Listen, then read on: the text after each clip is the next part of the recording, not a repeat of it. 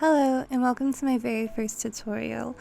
Here today I'll be teaching you how to do everything you'll need to know to start your very first crochet project. Here are the supplies we'll be needing. We'll be learning single, half double, and double crochet. To begin, let's talk about how to read a label. So you went to the store and you bought a skein of yarn, but what do all these numbers on the side mean?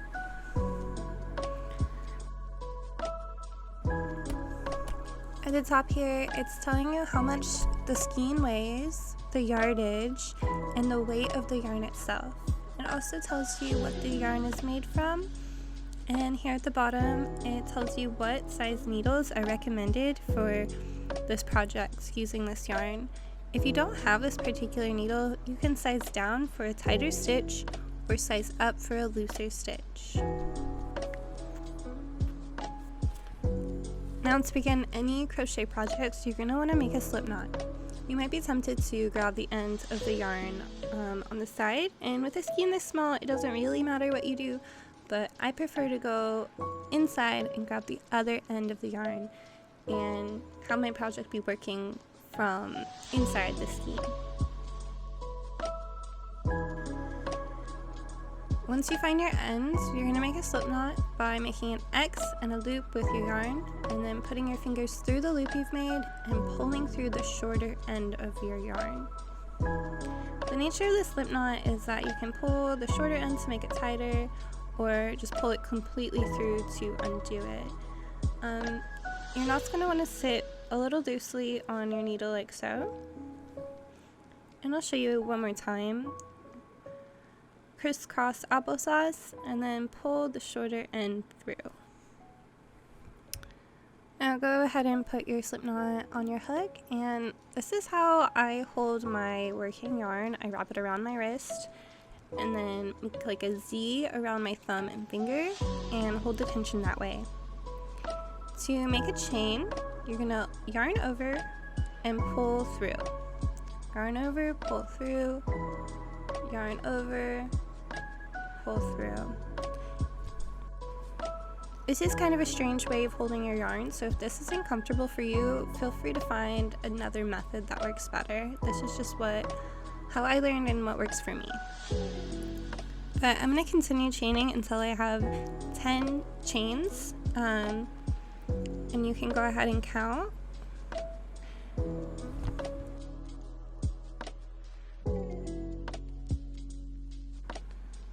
Once you have 10 chain stitches, we're gonna start with our single crochet. So to do that, you chain one, and then go directly into that 10th stitch, yarn over, pull through, yarn over, pull through. And in case you missed it, we're gonna just take the top of that V, go into the top loop, yarn over, pull through. You should have 2 loops on your hook, and then you yarn over again and pull through. We're going to go ahead and make 10 single crochets.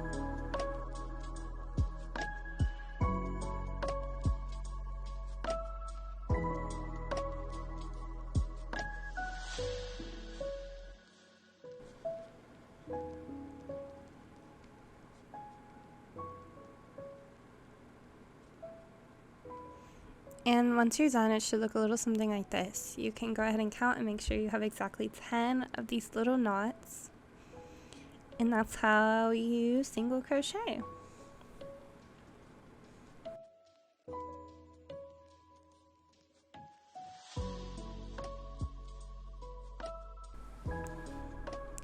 Now moving on to our half double crochet, we're going to start again with 10 chains. And then we're going to chain 2. And that counts as your first one, so you'll skip that first stitch and move on to the second stitch, which will actually be the 4th from the hook. You're going to yarn over, put your hook through that top V, pull your yarn through, and then yarn over and pull through 3 loops.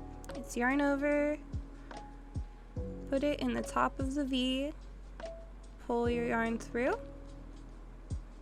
Should be 3 loops on your hook, and then you yarn over and pull it through that. Once you're done, it should look a little something like this, and again you should have 10 knots. And now let's begin our double crochet by chaining 3. That's going to count as our first double crochet. And chain 3. And you're going to skip all 3 of those plus 1, which is your first double crochet. And then you're going to yarn over and go into that 5th loop from the hook, yarn over, pull through. And now instead of pulling through all 3, you're just going to yarn over and pull through 2, and then yarn over and pull through 2. Now again, yarn over, stick your needle through, pull the yarn through, yarn over, pull through 2, yarn over, pull through 2. One more time, yarn over into the top of the loop, pull the yarn through, yarn over, pull through 2, yarn over, pull through 2. And go ahead and do that 10 times, and at the very end it will look a little something like this. Now, say you wanted to keep working upward and make a second row of stitches. To do that, you're going to chain 3. 3 chains is a double crochet, 2 chains is a half double, and 1 is a single. But in this case we'll do 3, and then we'll turn our work, yarn over, and go into the second stitch and continue making our double crochet stitches. That chain 3 counts as your very first double crochet. Now, depending on the project, you can also just chain 1, yarn over, and make your first double crochet in that first stitch. It really just depends aesthetically what you're looking for.